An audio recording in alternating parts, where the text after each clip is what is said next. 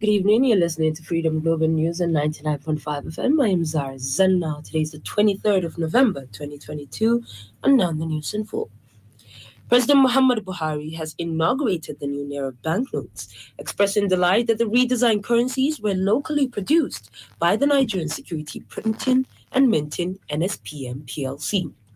Speaking at the inauguration of the new banknotes, which preceded the Federal Executive Council FEC meeting today in Abuja, Buhari explained in detail the basis for his approval to the Central Bank of Nigeria, CBN, to redesign the 200, 500, and 1,000 Naira banknotes. According to the president, the new Naira banknotes have been fortified with security features that make them difficult to counterfeit. He added that the new banknotes would help CBN to design and implement better monetary policy objectives, as well as enrich the collective memory of Nigeria's heritage. Buhari commended the CBN Governor Godwin Emefiele and his deputies for the initiative. He equally thanked the managing director, executive directors, and staffers of NSPM PLC for working tirelessly with the Apex Bank to make the currency redesign a reality and for printing the new Naira notes within a comparatively short time. Meanwhile, Governor of the Central Bank of Nigeria, CBN, Godwin Emefiele, has said the Apex Bank will henceforth take cashless policies seriously, noting that people would fill countless forms and provide their data before they can withdraw large amounts. Emefiele also said the redesign of the 200, 500, and 1,000 Naira notes was not targeted at any individual or group of people in the country. He stated this today while fielding questions from State House reporters after the launch of the redesigned notes by Buhari at the council chambers of the presidential villa, Abuja. Emefiele, who said the CBN was only doing its job, insisted that cashless policy would be implemented nationwide. Emefiele also warned Nigerians against holding off the old notes, saying there was no going back on the January 31st, 2023 deadline to completely render the old notes useless. Chairman of the Independent Commission, INEC, Professor Mahmoud Yakubu, says the commission is not going back on its decision to upload the results of the 2023 general elections on its portal to enable Nigerians to have a real-time view of the results as they are being collated. He also said the use of the Bimodal Voter Accreditation System, BVAS, has come to stay and there will be no provision for incident form on election day. Professor Yakubu reiterated INEC's stance at the National Stakeholders Forum on the 2023 general elections organized by the Nigerian Civil Society Situation Room. According to him, INEC's loyalty is to Nigerians and not to anyone. He disclosed that the Commission is also partnering with necessary institutions in the country to track the spending of politicians during the campaign period and on election day. According to him, INEC will on Thursday publish a summary of the legal provisions for election expenses for Nigerians to also be able to monitor the situation. On sports, Junior Kano Pillars Football Club have emerged champions of the maiden edition of the Ibrahim Galadima Football League after defeating Clever Warriors FC 13-12 on penalties in the finals, which was held at the Sani Abacha Stadium. Muhammad Abdullahi has details of this and other sports updates.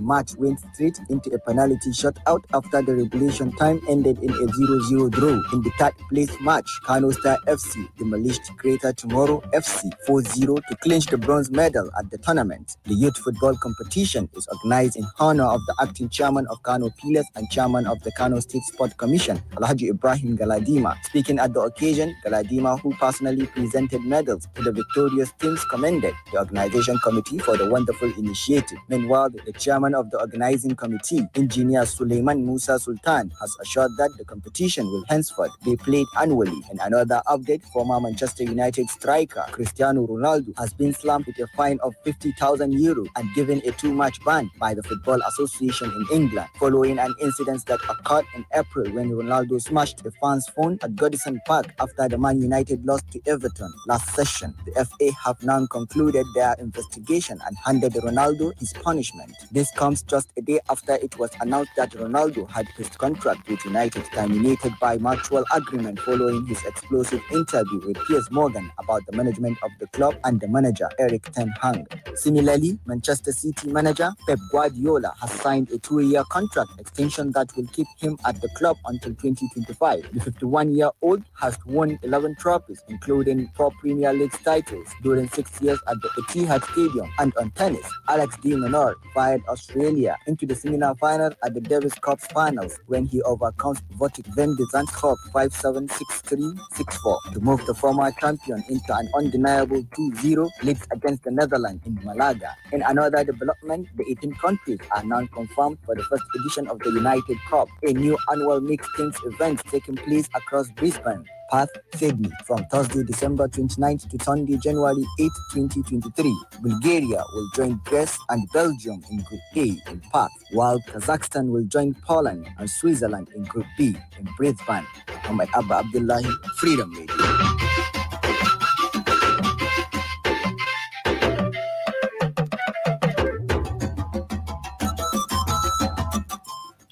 Global News is coming to you from Freedom Radio 99.5 FM. You can send your comments, opinions, and watch us live on Freedom Radio Nigeria on Facebook.com.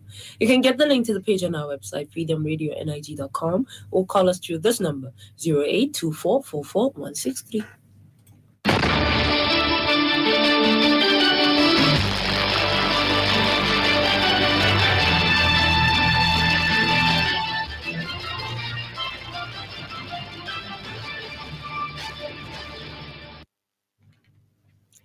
Welcome back. You're still listening to Freedom Global News on 99.5 FM. The Appellate Court Sokoto Division has struck out an appeal by the Zamfara People's Democratic Party, PDP, and 3 others seeking to uphold the party's governorship primary, which earlier held in Zamfara State. According to the court, the appeal had to be dismissed for lack of merit. The presiding judge, Muhammad Shuaibu, while reading the judgment, described the appeal as a mere academic exercise, one that cannot be entertained by the Appellate Court. Justice Shuaibu stated that the appellants, Zamfara State PDP, Lawal Daudadari, Adamu Maina Waziri, and Bala Bandi, have their constitutional rights to appeal. However, the judge added that the issue before the court is beyond the stipulations of the individual's constitutional right. Justice Shuaibu said by complying with the order of the lower court and participating in the fresh primary, the appellants have lost the right to appeal. The aim of this event is to promote African indigenous. I apologize for the technical difficulties. Kano Indigenous Language of Africa Film Market and Festival Kilaf urges filmmakers should focus on bringing out the cultures of African countries. Kilaf's chairman, Dr. Abdulkarim Muhammad, stated this during conference on integrating change in culture and traditions through African Indigenous Language films, which took place today at Bayero University, Kano's Faculty of Communication. The aim of this event is to promote African indigenous language film, and we would like to position the Hausa industry to be taking the responsibility of hosting the other indigenous language filmmakers of the continent. And why do we want to do this?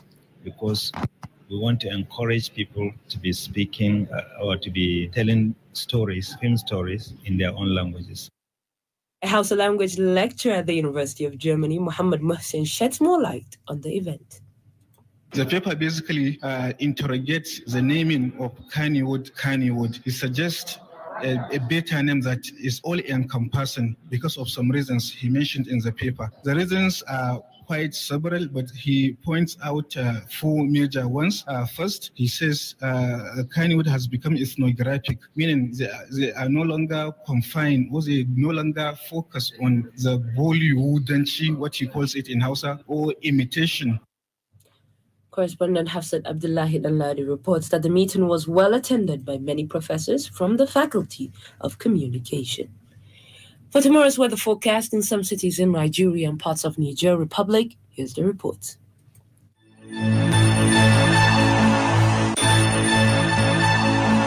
Kano tomorrow morning is expected to have partly cloudy sky and light wind at an average temperature of 14 degrees Celsius and later change to 21 degrees Celsius with sunny intervals and a gentle breeze. Katsina will experience a clear sky and light wind at an average temperature of 16 degrees Celsius and later change to 22 degrees Celsius with sunny intervals and a gentle breeze. Kaduna will have a clear sky and light wind at 16 degrees Celsius and later change to 23 degrees Celsius with sunny intervals and a gentle breeze. Abuja is expected to have partly cloudy sky and light winds at 19 degrees Celsius and later increase to 27 degrees Celsius with sunny intervals and light winds. Lagos will be misty and have light wind at 25 degrees Celsius and later increase to 27 degrees Celsius with sunny intervals and light winds. Moving to Niger Republic, Maradi is expected to have a clear sky and a gentle breeze at an average temperature of 17 degrees Celsius and later increase to 23 degrees Celsius with sunny intervals and a moderate breeze. While Zinda will have a clear sky and a gentle breeze at 19 degrees Celsius and later give way to 23 degrees Celsius with sunny intervals and a moderate breeze. Yerenchi Atemak, Freedom Radio.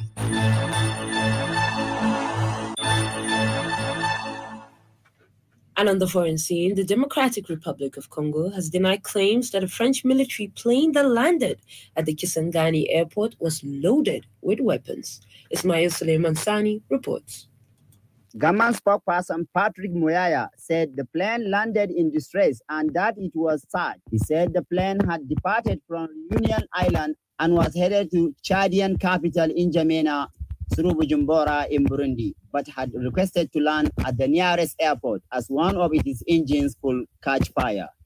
Photos of the plane at Kisangani Airport were widely shared on social media, with many claiming it was delivering arms and ammunition to a rival group operating in eastern DR Congo. Mr. Muyaye said the plane had 9 staff on board and there was nothing to worry about. It is waiting for an intervention from Paris to be able to continue its journey, he added. Meanwhile, a 16-year-old boy has been killed and 14 other people have been wounded in 2 suspected bomb attacks at bus stop in Jerusalem. Israeli police said the explosion happened at 2 busy areas on the outskirts of the city as people were heading to work. Israeli media said the teenager who died was an Israeli-Canadian religious student named Arya Shuspak. Israel's internal security minister said at one scene that this was an attack they have not seen in a long time. No group has so far said it was behind the blast. However, the Palestinian militant group Hamas and Islamic Jihad both praised the perpetrators of what they refer to as the operation.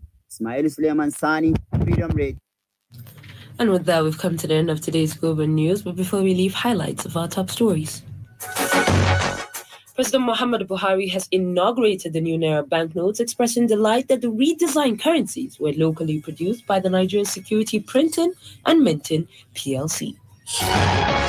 Chairman of the Independent National Electoral Commission, INEC, Professor Mahmoud Yakubu, says the commission is not going back on its decision to upload the results of the 2023 general elections on its portal to enable Nigerians to have a real-time view of the results as they are being collated.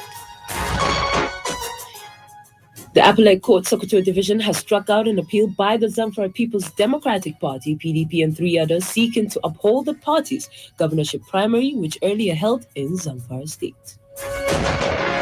And on the foreign scene, the Democratic Republic of Congo has denied claims that a French military plane that landed at the Kisangani airport was loaded with weapons. On behalf of the entire production team and I, Zahra Zannah, thank you for listening. Global News.